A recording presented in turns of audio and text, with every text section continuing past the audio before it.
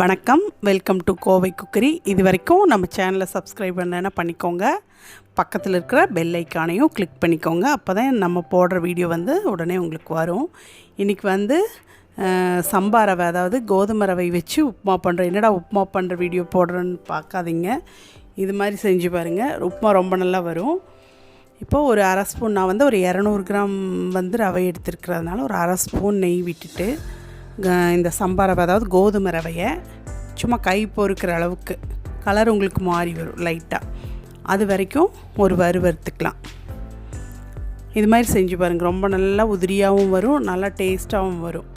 என்ன உப்புமாவுக்கு போட்டிருக்குறாங்கன்னு நினைக்க வேண்டாம். நீங்கள் இதே ஸ்டெப்பை ஃபாலோ பண்ணி செஞ்சு பார்த்துட்டு எனக்கு கமெண்ட் பண்ணுங்கள். யாருமே கமெண்ட் பண்ணுறதில்ல, கமெண்ட் பண்ணுங்கள். இதோ இந்த அளவுக்கு கலர் மாறி இருக்கும்.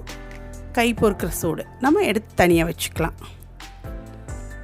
நீங்கள் கொடுக்குற கமெண்ட் தான் திருப்பி வீடியோ பண்ணுறதுக்கு எனக்கு யூஸ்ஃபுல்லாக இருக்கும். அதே மாதிரி லைக் போடுங்க, அப்போ தான் எனக்கும் ஒரு உற்சாகமாக இருக்கும் மறுபடியும் பண்ணுறக்கு. இதுக்கு கடலெண்ணெய் ஒரு 2 ஸ்பூனு, தேங்காய் எண்ணெய் 1 ஸ்பூன் ஊற்றிருக்கு. அதாவது 200 கிராமு. கொஞ்சம் உப்புமாக்கும் போது உங்களுக்கு எண்ணெய் கொஞ்சம் ஜாஸ்தியாக ஊற்றினா தான் நல்லாயிருக்கும்.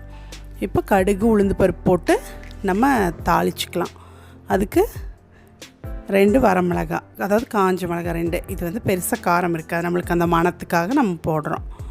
அது பச்சை மிளகாவும் சேர்த்துக்க போகிறோம். இது நான் 200 கிராமோட அளவுக்காக பண்ணியிருக்கிறேன். நீங்கள் எந்த அளவுக்கு வேணுமோ அந்த அளவுக்கு நீங்கள் பண்ணிக்கலாம். இப்போ ஒரு 25லேருந்து ஒரு 30 கிராம் அளவுக்கு சின்ன வெங்காயம் கட் பண்ணி வச்சுருக்கிறேன் நீட்டை வாக்கில். அதையும் போட்டு வதக்கிக்கலாம். இப்போ இந்த அளவுக்கு வதக்கிட்டு, இது நல்லா உப்புமாவுக்கெல்லாம் ஒரு வீடியோவை நினைக்க வேண்டாம், இது ரொம்ப நல்லாயிருக்கும். நீங்கள் செஞ்சு பாருங்கள். இப்போது பச்சை மிளகாய் ஒரு 3, உங்கள் காரத்துக்கு ஏற்ற மாதிரி நீங்கள் கூட்டியோ இல்லை குறைச்சோ போட்டுக்கலாம். அப்புறம் இஞ்சி ஒரு துண்டு, அதாவது ஒரு பெருவிரலில் ஒரு அரை விரல் அளவுக்கு நான் போட்டிருக்கிறேன்.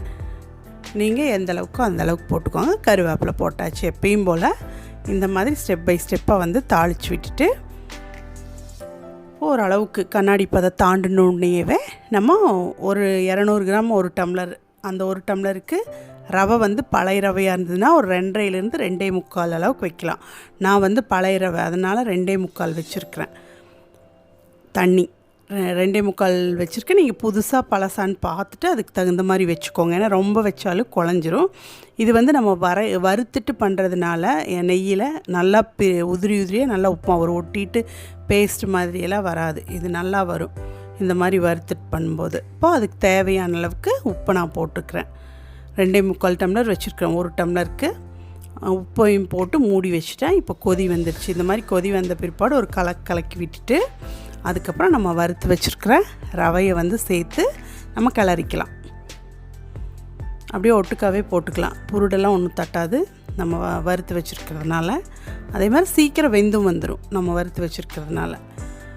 இப்போது நம்ம போட்டு கலக்கிட்டுருக்குறோம். இந்த மாதிரியே அளவான தீயில் வச்சுட்டே கலக்குங்க. எப்போவுமே ஸ்லோவான அடுப்பில் வச்சு செய்கிற சமையல் நல்லா டேஸ்ட்டாக வரும். அவசரத்துக்காக நம்ம ஹையில் வச்சு செய்கிறோம்.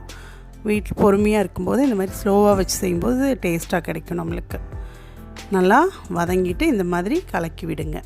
தண்ணி நல்லா இழுத்துக்கும். இந்த அளவுக்கு வதக்கிட்டு பாருங்கள், தண்ணியெல்லாம் உறிஞ்சிருச்சு. இனி நம்மளுக்கு பதம் வந்துடும். அவ்வளோதான். நான் வதக்கிட்டு மூடி போட்டு மூடிடலாம். ஒரு 2-3 நிமிஷம் விட்டுட்டு அப்புறம் திருப்பி எடுத்து கிளறலாம். இப்போ உப்பெல்லாம் பார்த்துட்டு நல்லா பார்த்தீங்களா, பிரிஞ்சு நல்லா வருது பாருங்க ரவை. ஒரு 2 நிமிஷத்துலேருந்து ஒரு 3 நிமிஷத்துக்குள்ளேயும் உங்களுக்கு நல்லா வந்துடும். நல்லா ஒட்டவும் ஒட்டாது. எப்படி இருந்தாலும் ரவை இந்த உப்புமா பண்ணும்போது வெள்ளை ரவை உப்புமா பண்ணும்போது கீழே ஒட்டும். இந்த மாதிரி பண்ணிட்டால் ஒட்டவே ஒட்டாது. நல்லா ரவையும் தனித்தனியாக பாருங்கள், இந்த மாதிரி நல்லா கிடைக்கும். சாப்பிட்றக்கும் நம்மளுக்கு நல்லா டேஸ்ட்டாக பிணையும் போதே சத்தமாக வரும். அந்த மாதிரி நீட்டாகிடுச்சு பாருங்கள், ஒட்டாமல் நல்லா வரும். அவ்வளோதான். இந்த மாதிரி கிளறிட்டு மூடி வச்சுட்டு ஒரு 2-3 நிமிஷம், ஒரு 2 நிமிஷம் 3 நிமிஷம் மூடி வச்சுட்டு இப்போ செட் ஆயிரும். நம்ம ஒட்டாமல் வருது பாருங்கள், அவ்வளோதான். மூடி வச்சுட்டு ஒரு 2 நிமிஷம் கழித்து எடுத்து கரெக்டாக சர்வ் பண்ணலாம். நல்லாவே இருக்கும் உப்புமா. இப்போ நம்ம உப்புமா ரெடி. நீங்கள் இந்த மாதிரி செஞ்சு பார்த்துட்டு கண்டிப்பாக கமெண்ட் பண்ணுங்கள். நன்றி, வணக்கம். லைக் பண்ணுங்கள் மெயினாக. நன்றி.